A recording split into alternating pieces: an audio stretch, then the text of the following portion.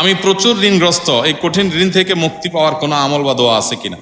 ঋণ থেকে মুক্তি লাভের জন্য অনেকগুলো আমল আছে এবং অনেকগুলো দোয়া আছে। এই দোয়াগুলো আমরা পড়বো ইনশাআল্লাহ। সবচেয়ে বড় আমলটা, আমি বড় আমল বলতে সবচেয়ে গুরুত্বপূর্ণ কাজটার কথা বলতে চাচ্ছি, সেটা হলো ঋণ পরিশোধ করার জন্য সিরিয়াসনেস থাকা।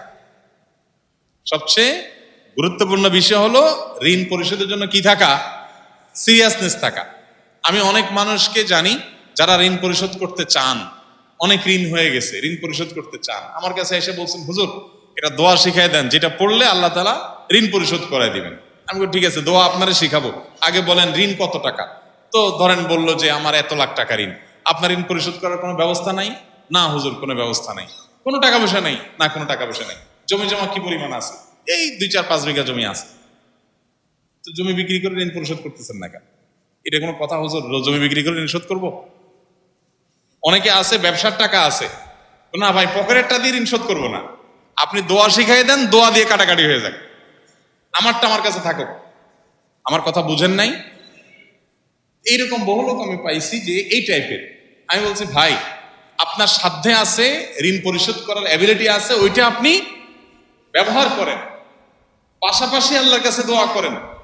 আপনার হয়তো পুঁজি থেকে যাবে। অনেক লোক আছে ব্যবসা বাণিজ্য করে, ব্যবসার টাকা ক্যাশের টাকা দিয়ে দেনা দিব না ভাই, দেনাটা ফাও টাকা দিয়া, উৎমা টাকা দিয়া, অতিরিক্ত টাকা দিয়ে দিব, আর এটা আমি মূলধনে হাত দিব না।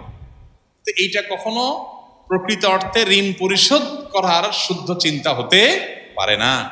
মনে রাখতে হবে, আমি নিজে আমার ঋণ পরিশোধ করাটাকে যদি ফরজ মনে করে দেখি, এটা ফরজ, এই ফরজ যদি মনে হয় আমার এবং যদি বিশ্বাস থাকে এটা, তাহলে আমার যদি ভিটাও বিক্রি করা লাগে, তারপরও আমাকে ভিটা বিক্রি করে হলেও ঋণ পরিশোধ করতে হবে। আপনারা অনেকে মাসআলা জানেন, মানুষের মৃত্যুর পর তার যা রেখে যাওয়া সম্পদ, ঘর বাড়ি জমি জমা ভিটা মাটি ব্যাংক ব্যালেন্স, এগুলো দিয়ে সর্বপ্রথম কোন কাজটা করতে হয়? ঋণ পরিশোধ করতে হয়। তাহলে শরীয়ত কি গুরুত্ব দিয়েছে? আপনি জীবদ্দশায় করবেন না, আপনার মৃত্যুর পরে শরীয়ত বলছে আপনার সন্তানদের পরে ভাগযোগ, তারা থাকলে পাবে, না থাকলে নাই। আগে কি হবে?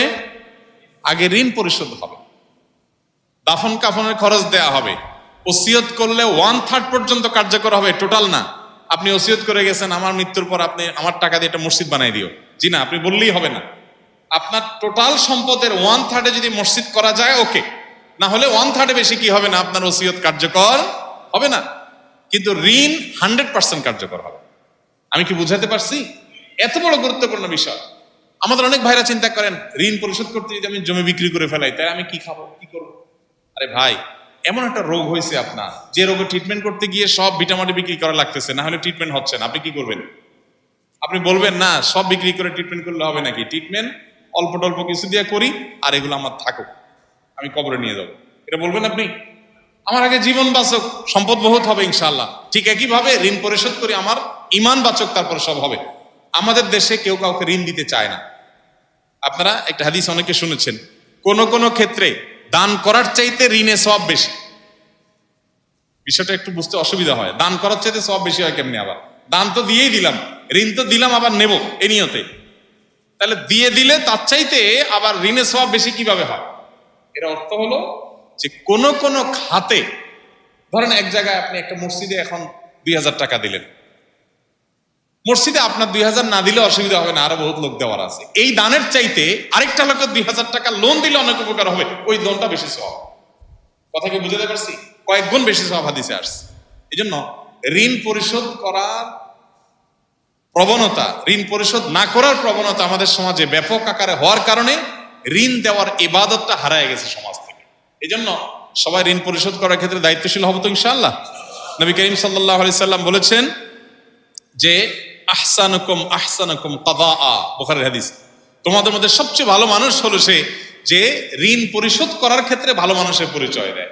দোকান থেকে বাকি নিয়েছেন, আপনি পরিশোধ করার ক্ষেত্রে ভালো মানুষের পরিচয় দিলেন, অর্থাৎ যা বললেন কথা জবান রাখলেন। আপনি খান না খান, আপনার থাকুক না থাকুক, আগে পাওনাদারের পাওনা পরিশোধ করলেন। এরকম আন্তরিকতার চেষ্টা থাকবে তো ইনশাআল্লাহ? আপনার এই চেষ্টা আছে, আন্তরিকতা। এরপর এবার আপনি আমাকে বলেন হুজুর দোয়া শিখাই দেন, এবার আমি দোয়া বলবো। কথা কি বুঝতে পারছেন? এতগুলো কথা বললাম এই জন্য যে আপনার টাকা পয়সা সব আপনি রেখে দিয়ে এরপর বলতেছেন হুজুর আপনি দোয়া শিখিয়ে দেন, আপনার দোয়া দিয়ে ঋণ কাটাকাটি হয়ে যাক, আমার টাকা আমার কাছে থাক।